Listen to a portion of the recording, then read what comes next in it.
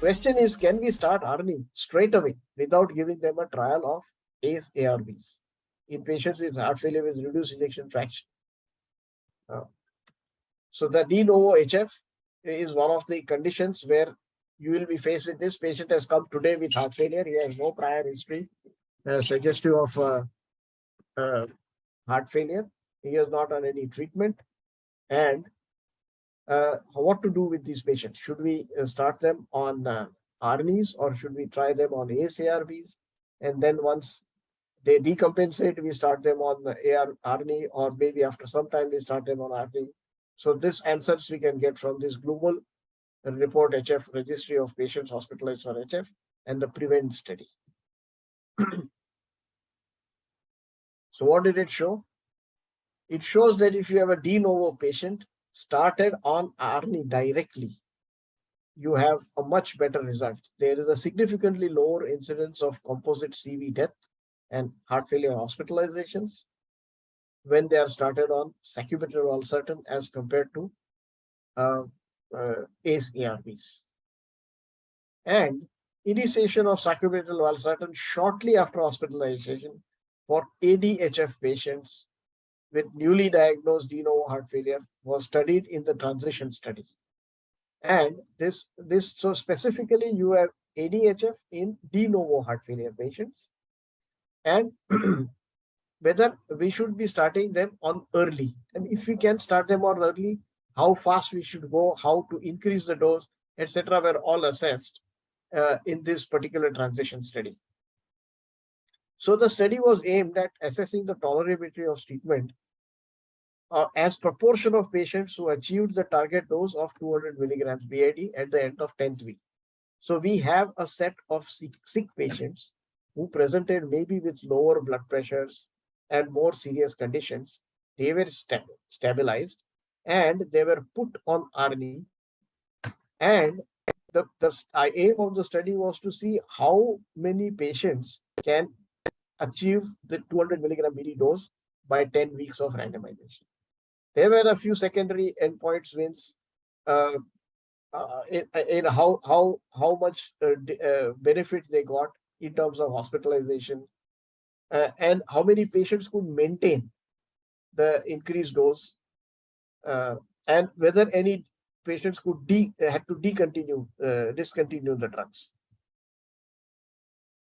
In this study, of course, we find a couple of other different things that when these patients were studied, there were actual improvements in the echo parameters in these patients. So not only does the patient symptomatically improve, but he actually objectively also improves in terms of echocardiography. So this is a good evidence that there is something called reverse remodeling happening, which is always a good thing to happen. These patients also showed a reduction in the troponin T. So the myocardial necrosis resultant from hypoxia and other conditions of heart failure, they also were better. Means they had less myocardial necrosis when they were started on sacubitril valsartan.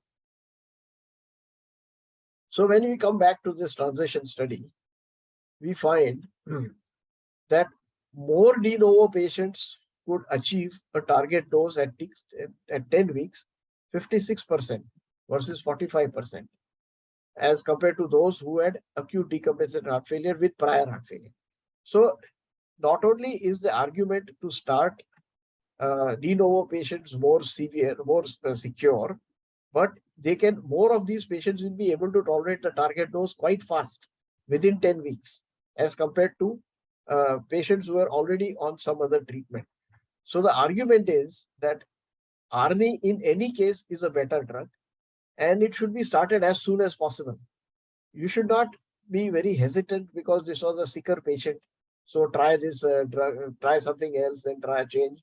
No, straight away start ARNI and you can safely go up to the maximum possible dose within 10 to 12 weeks. So within 2 to 3 months, you can easily achieve.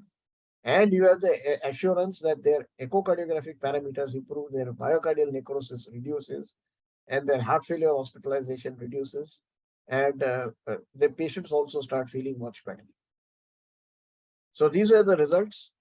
that first line initiation of sacubitril valsartan in de novo heart failure with reduced ejection fraction, alongside the initiation of guideline directed therapies, means they were also started on SGLT2 inhibitors, beta blockers, and spironolactone, is feasible and is definitely associated with a better risk benefit profile.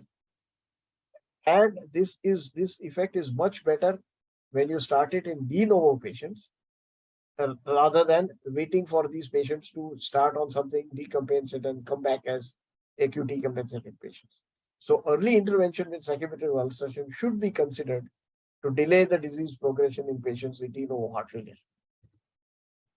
And this is the message from the 2021 update on ACC expert consensus, published in 2021. And the treatment algorithm says when you have HFrEF stage T, that is symptomatic heart failure, ARNI should be the preferred choice as foundational therapy along with beta blockers and diuretics. And because of the new evidence that is from the transition study, ARNI is now also recommended in newly diagnosed HFrEF patients. So now, and these are some of the more detailed things that you can see, that if you have an eGFR which is okay, like more than 30, you should add an aldosterone antagonist. If you have also a eGFR which is okay, SGLT2 also should be added. Patients who are in fluid overload should receive appropriate diuretic agents. And patients who remain symptomatic despite RD, you might benefit by adding hydrolysine isosorbide dietary here. And for maximal heart rate control, who are already on beta blockers, ivabradine should also be considered.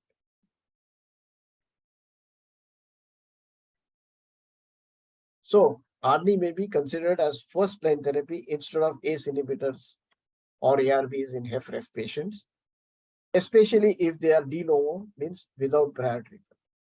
And ARNI should be recently hospitalized in stable patients as soon as possible before hospital discharge to give them the maximum benefit of ARNIs.